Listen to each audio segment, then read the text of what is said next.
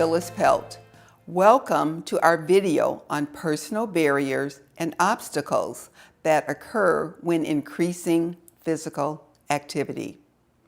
In this video, we will hear from women about their own barriers and other obstacles and how they strategize to overcome them.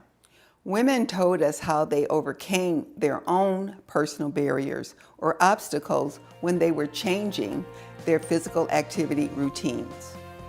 What things get in the way of your being more physically active? Something that might get in the way could be lumbar pain or knee pain. But then again, I know when to slow down or stop and know your limitations, and then I continue when I'm feeling better.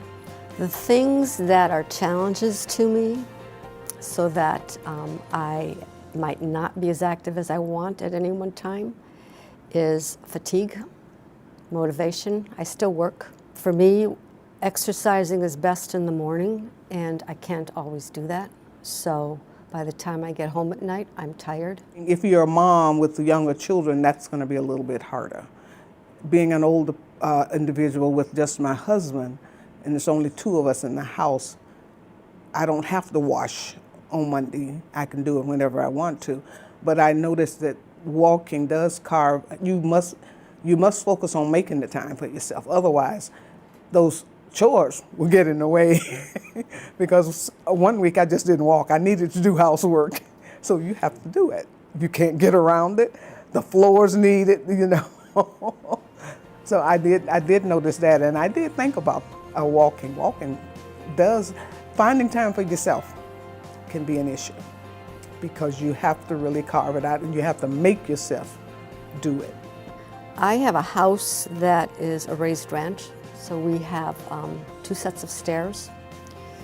That is really the only environmental barrier that I've had physically in the house, and I've overcome that because I've had double railings put on, so I've got some supports as I'm going up and down the stairs. How do you deal with these things? If there's bad weather, I walk in the house, or if I don't have a walking buddy, I'll go by myself.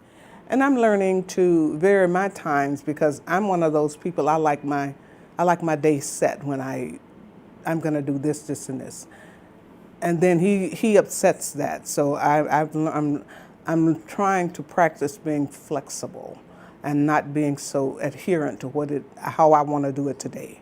I will now try to rearrange my thought pattern for my walking to fit in with his schedule.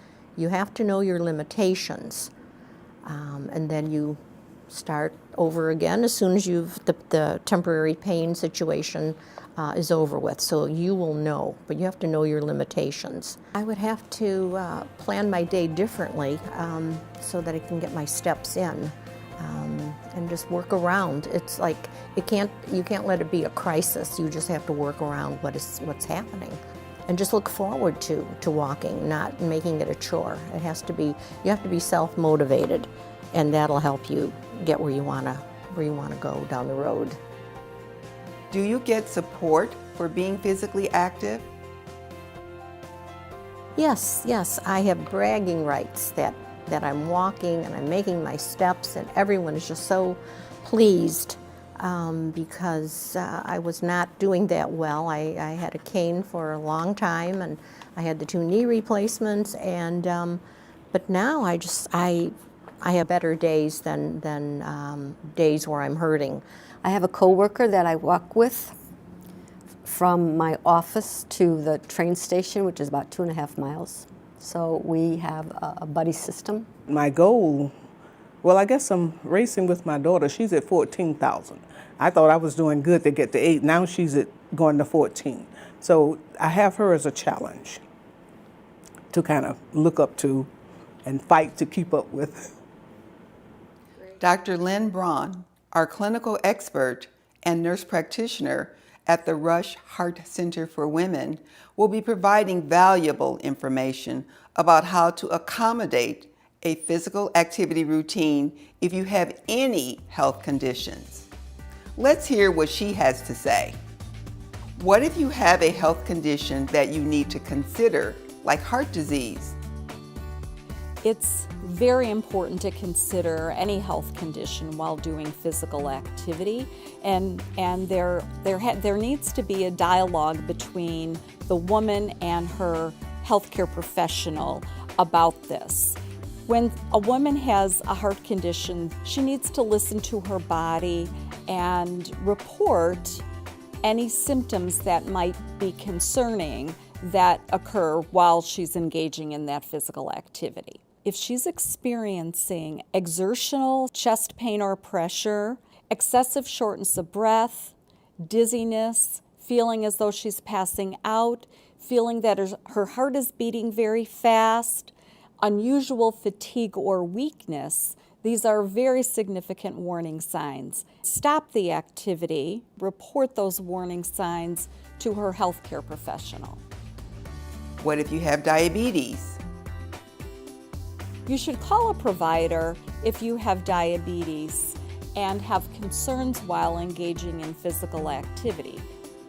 Kind of a rule of thumb is if blood sugar is less than 100 when she checks her blood sugar, or if blood sugar is above 250, then physical activity probably shouldn't begin yet.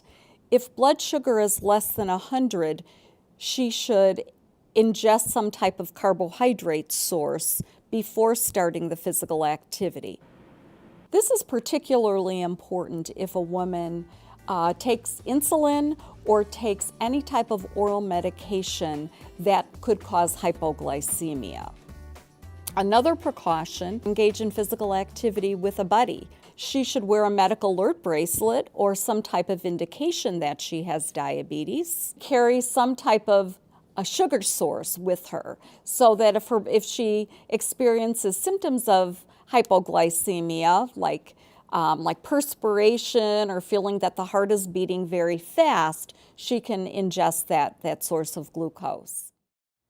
We hope that you now have some additional ideas on how to overcome personal barriers and obstacles and are excited to keep moving. Thank you for watching this video. And remember, love self, embrace health.